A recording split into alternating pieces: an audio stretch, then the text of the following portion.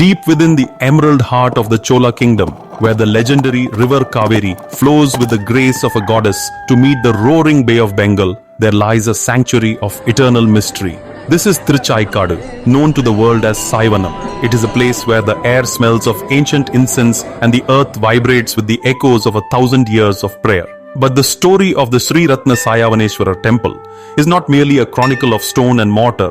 It is a celestial epic of a son's misplaced pride, a mother's silent devotion, and a god who refused to be moved.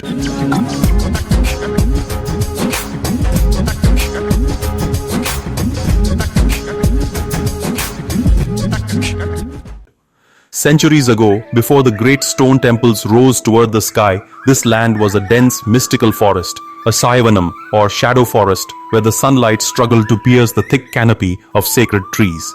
In the silence of this grove, the great Sage Sayavana sat in deep meditation. His penance was so fierce that it shook the foundations of Mount Kailash. Pleased by this mortal's unwavering focus, Lord Shiva manifested from a pillar of blinding light. He appeared not as a terrifying destroyer, but as the Rathna Chaayavaneswarar, the Lord who glows like a precious emerald within the shadows. However, the heartbeat of this legend belongs to Athiti, the mother of the Devas. Even in the splendor of Indra, the heavenly realm of gold and nectar, Athiti's soul found no peace. She yearned for the raw, earthy scent of the Chola soil and the humble worship of the Lingam at Chayavanam. Secretly, she descended from the clouds, trading her celestial robes for the simple garb of a devotee.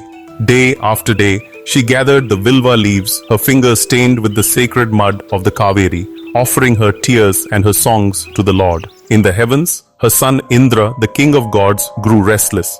The throne of his mother was empty. Using his divine vision, he peered through the clouds and saw the queen of the heavens kneeling in the dirt of a mortal forest. A wave of guilt and arrogance washed over him.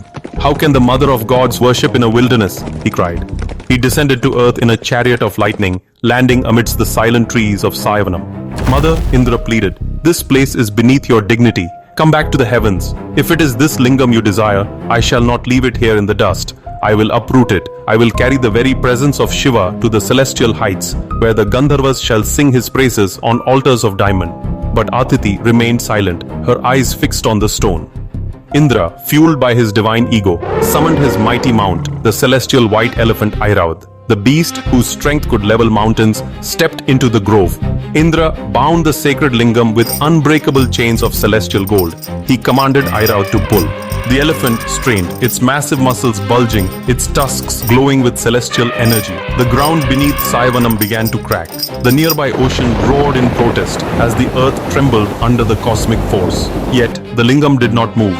It was as if the weight of the entire universe had been concentrated into that single point of stone. Seeing the struggle, the goddess of the shrine, Kuilin Menmori Amman, she whose voice shames the melody of the kuil, watched with a knowing smile. She knew that Shiva is Asleswarar, the immovable. To humble the king of gods, a divine play was enacted. As Indra screamed in frustration and Airavata trumpeted in agony, a celestial sound echoed through the forest. It was the laughter of the earth itself. Suddenly, the golden chains shattered like glass. The force of the recoil threw the mighty Indra to the ground. In that moment of absolute defeat, his pride vanished.